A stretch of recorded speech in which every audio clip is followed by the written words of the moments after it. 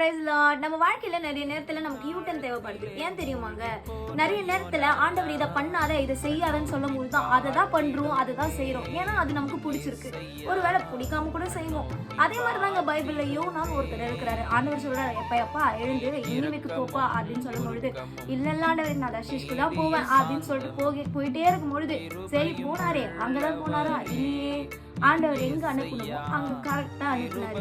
ஆனா சும்மா போனாரா? நல்லா அடி வாங்கி தானே போனாரு.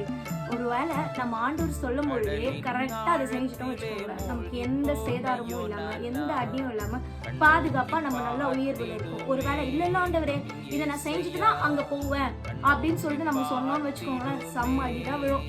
பார்த்துக்கோங்க, நம்ம ஆண்டவர் சொல்லும் பொழுது நம்ம கரெக்டாக செஞ்சிடும். அதே மாதிரி தான் இன்னைக்கு யாரெல்லாம் தவறான வழியில் போயிட்டு இருக்கீங்களோ அவங்கள அங்கேயே நின்று எல்லாத்தையும் விட்டுட்டு அப்படியே ஒரு யூட்டன் எடுத்து ஆண்டவர்கிட்ட வாங்க. அவர் ரொம்ப அரவணைக்கிற தேவனாக இருக்கிறார். ஸோ தெரிஞ்சுக்கோங்க, புரிஞ்சுக்கோங்க, வாழ்க்கையில் பொழிச்சுக்கோங்க.